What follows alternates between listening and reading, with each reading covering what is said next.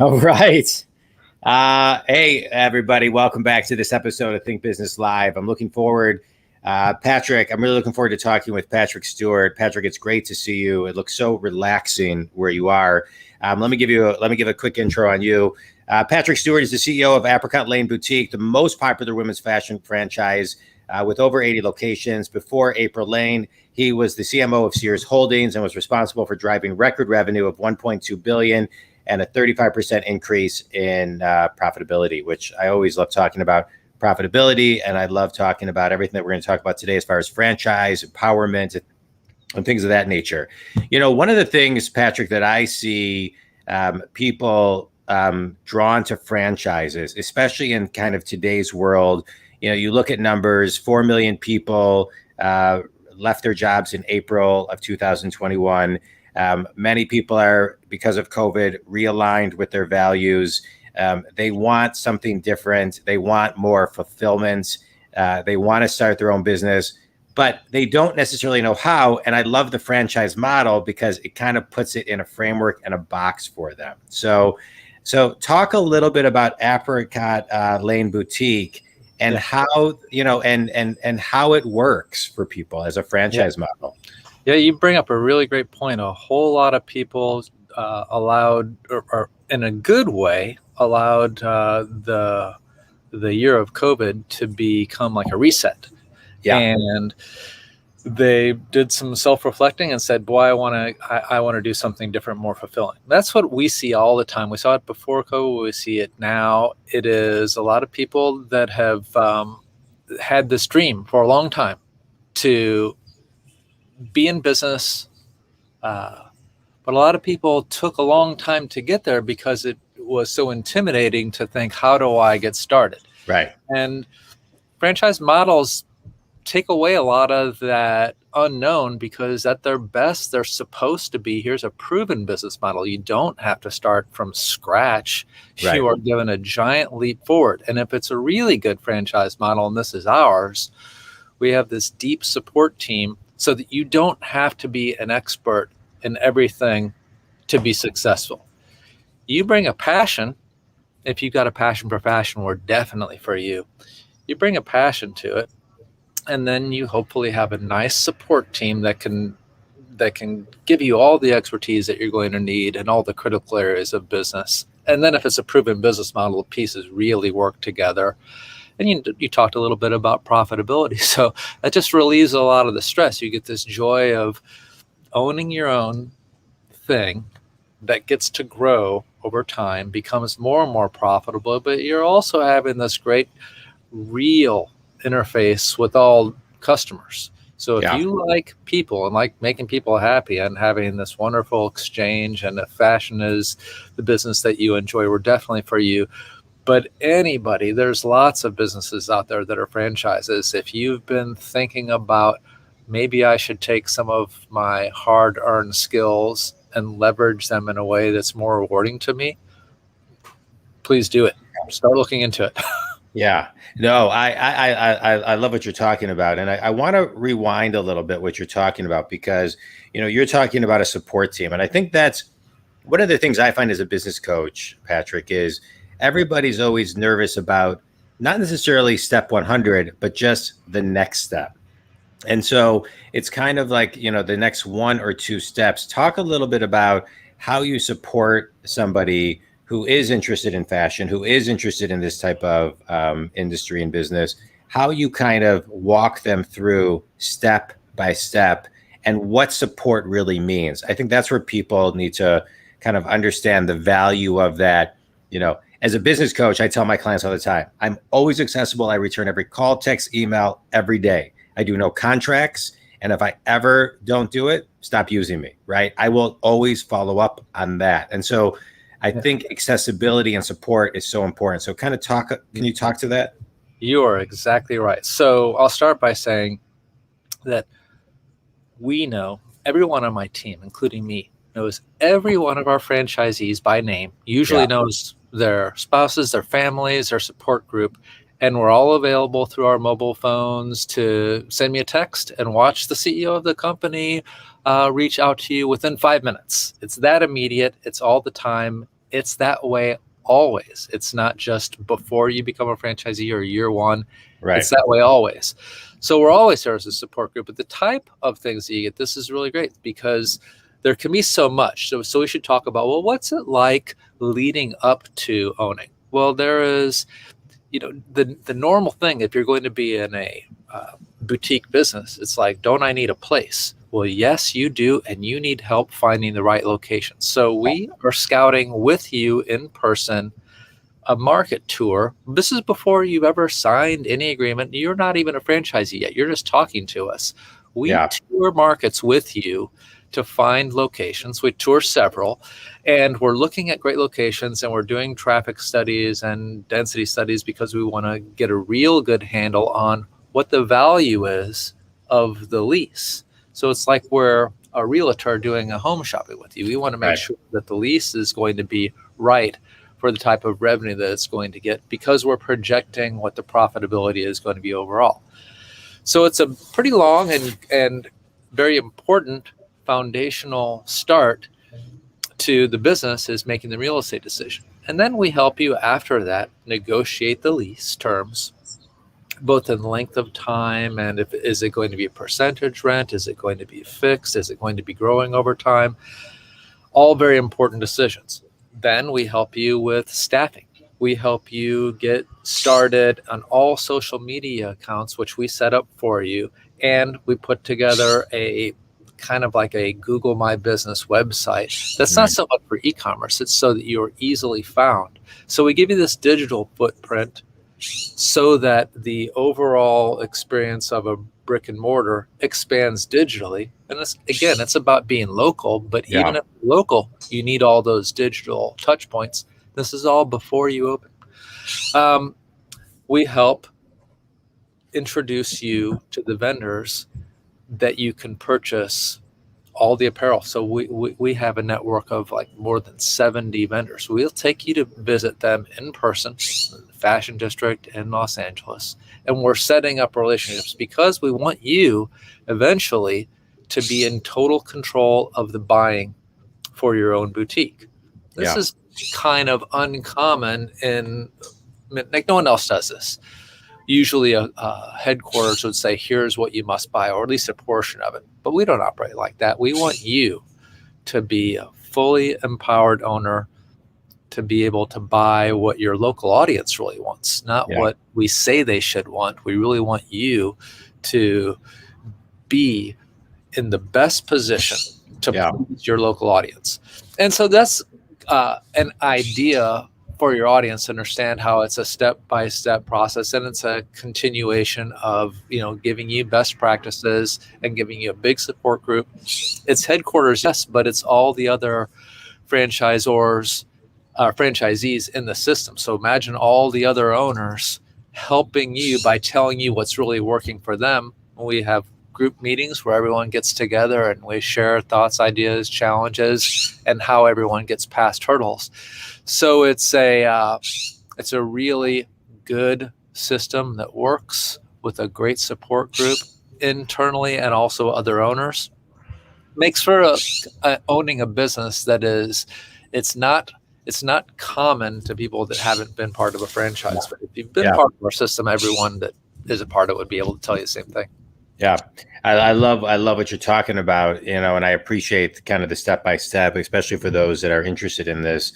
Hearing the step-by-step, I think is critical, because that's one of the reasons some entrepreneurs don't dive into entrepreneurship, because the steps are so foreign, they feel so far away. The law of proximity is so out of touch with how they think, but they can still, kind of, when they have it in a box all ready for them wrapped up, it's easier for them to kind of walk and then tap into their entrepreneurial spirit. I think it's great. I do want to talk about marketing. You come from a marketing background. You're the previous CMO of Sears Holdings.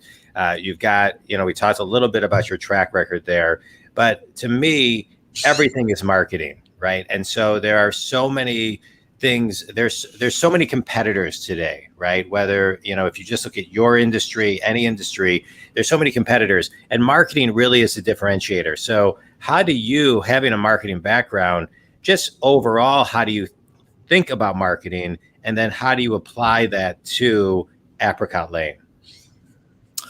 So I think that authenticity in storytelling is an important differentiator. Yeah.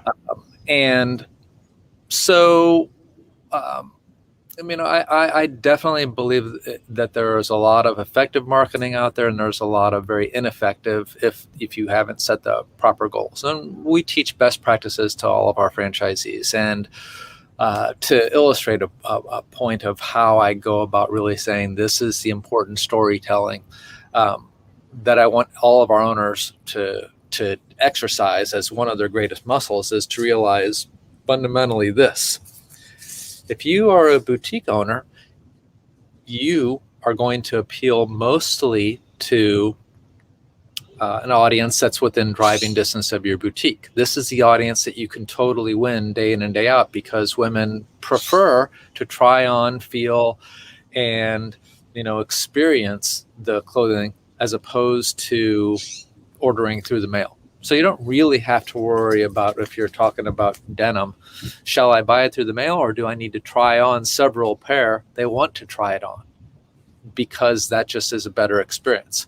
Now, it's much better if it's inside a boutique where the overall atmosphere is relaxed, it's organized, it feels not like some treasure hunt where I hope to find something, but it's all treasure and it's a joy to be there. That's what a boutique can be. That's what it is. And since that's the story to tell, you've got this wonderful ability using social media channels that are primarily video. We're talking about Instagram, Facebook, TikTok, YouTube, every one of those. You can create one video and put it on all those platforms very easily. So one asset that you've created gets to be on all these channels. And then you can either have that organically placed there where you haven't really invested in having that message spread out, or you can invest in the marketing, which can be targeted very precisely only within a geo radius of folks that live within, the driving distance to your boutique. And that makes it very cost effective. So from a marketing expense standpoint, it becomes very profitable to do that. From a storytelling standpoint, it's very compelling because that story of we're local, I'm the owner, I do all my own buying, it's specifically for you, here's what my boutique looks like, don't you want to discover me? It becomes a very repeatable and effective way of marketing yourself and what you're about. And since fashion always changes, you've always got visually new things to put out there, and in platforms in ways that are very affordable to. So if it was 5 years ago, you wouldn't be nearly as effective at advertising. You would have had to use broadcast or newspaper or something else that's going to be more expensive and reach too many of the wrong people. Now you can be very targeted, and it really works. So you've got a lot of advantages to be in a local boutique these days.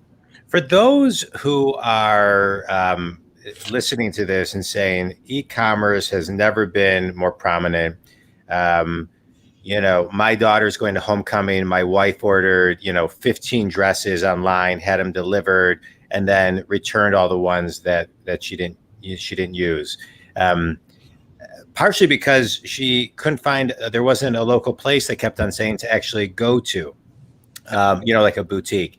But to those who are saying the internet, there's no hope for me with the internet, how do you overcome that objection? Like what are some of the stats and the facts for the people who are listening and saying, I would love this, but I don't want the internet to put me out of business before I even sign the dotted line to start? So I would say this, that there is a case for the internet, and there is also a case for boutiques. And the boutiques that we have, they're very much not just being in the world of retail, not just being in the world of apparel retail. We've got a local boutique. And so I'll just let the numbers speak for themselves. For the last 5 months in a row, all of our boutiques have been up in sales, 30% growth. This is fleet-wide. for all Apricot Wow. Lanes, more than 30% every month for the last 5 months compared to last year. Wow. They're doing great. And the reason is because there's a big thirst for this local boutique shopping compared to the internet. And there's these big extremes. The internet buying apparel, some people do it, but it's more like a commodity transaction. If you want to have something elevated, something better, a better overall experience, and get better quality, get better everything, then a boutique is what customers prefer. Yeah. And it's not that there aren't still going to be people buying some commodity goods online. That's going to exist, but it's kind of like it's like being in the food business, and one is fast food, Yeah. one is fine dining. Both exist for different audiences. Yeah. All right, good. I love it. I appreciate that. All right. Now I want to talk a little bit about you for a minute. So I am a big believer that success is never a straight line. So give myself, the Think community, the Reader's Digest version of you, the 90-second version of how you got to today. But I also want to know the one person that planted the seed early on that influenced you to be where you are today. There's always lots of people that influence all along the way. I think that if I had to pick one, I would say, I don't know, if I had to pick one, I'd probably say Steve Jobs. Mm-hmm. And the reason is because Steve Jobs had hit a background kind of similar to mine in many ways, but he also had this, and he had terrible flaws. I don't think that he's a flawless guy. I don't think he treated people the right way generally, but I think that some of his ideas were good. And one of his ideas that I always have for myself and for anyone going into business is, and I'm not going to quote it, but the general idea was, you shouldn't be intimidated by this continual thought that you're not the smartest person in the room. You're as good as anyone else in the room. Don't put too many boundaries on what you can achieve. You can achieve great things. Just let yourself do it. So, that's, a very abbreviated version, but it's that sort of thinking that really resonates with me. And I've used that for many, many years to, just continually advance, not just me, but I use that to motivate many people that are thinking about becoming their own business owners. And, they've had this thought for more than 10 years, 15 years, some 20 years. And I know that is what limits most people, is just them thinking, I don't think that I can. And as soon as you make the leap, maybe I can, the next step is, I definitely can. Yeah. Yeah. Well, I love it. I love, to me, business is simple. People make it difficult, right? And not knowing the systems and the processes and all of that makes it really, really difficult. And so when you have leadership and you have something that can walk people through the process and get them up and running, then all they have to do is bring their passion, grit, and fulfillment to the table, and they've got a team around them. So I think it's great. I see it all the time. And, whether it's a solopreneur or a Fortune 100 company or anything in between that I'm coaching, when you have those pieces, everything is in alignment and moves forward in such a great way. Let's do a quick speed round real quick, Patrick. Favorite book and why? Favorite what? Favorite book and why? Favorite book, The Old Man and the Sea, Hemingway, because it is short. It's what won him the Pulitzer, and because you really get to understand that you can get rid of a lot of superfluous. Well, his writing style is basically this: say everything you want to in less words, and it's a great example of exactly how to do it. Yeah. He wrote kind of the 6-word novel. Yeah, he's great. Best piece of wisdom you've ever received?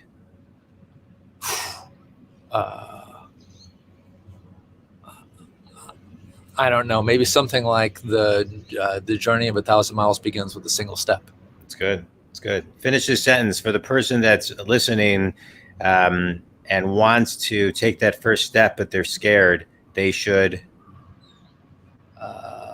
believe that the first step is not going to cause you any harm. And that's why you should do it. It's just the first step, no harm. I love it. And tell me how you define thinking big. I define thinking big as this framework. You can set an incredibly lofty goal, but you can't get there with one step. So don't just set one big goal, set several goals that are steps leading to the big prize. And those several goals, not only will you achieve each one if you set proper steps along the way, you will achieve, but you get rewarded for every one. So you're actually, you're really shortchanging yourself if you got there so easily in one step. Even if it took 5 years, it was only one achievement and there were no steps along the way. It's a joy to set small goals, very achievable, achieve them along the way. It's a progressive thing. So that's the best way to have fun living. Small goals. Yeah, I agree. And the way I articulate it too is very much the same way. And that those small steps compound to the big. Yeah, absolutely. No, I love it. Tell everybody who you're at. Tell everybody who your ideal clients are and how they can connect with you. Yeah, well, we've got a lot of variety in our clients. So the common factor is, I think that those that are most poised for success with us are, if you just have a passion for fashion, you are going to have the best time in this business. And here's why. If you just want to be in business, but you don't really love fashion, this business might be a chore for you, because every day you can have new arrivals coming into your boutique with Apricot Lane. And that's what your customers really want is, wow, you have new arrivals every day. No one else runs a business like this. And as long as you love fashion, every day it's a joy. But if you don't love fashion, then you're like, oh boy, this newness keeps flowing into here. It's so annoying. Can't people just buy the same thing over and over again? There's probably a different business for you. So all you really need to start on a path for just discovering us, just have a conversation, would be, hey, I love fashion. And why shouldn't I start thinking about having my own business where I get to do what I love? Yeah, I love it. I love it. Well, Patrick, I appreciate you being on the show, and thanks for having a platform that a lot of people in today's world is, we're kind of in, again, we were talking 4 million people resigned in April.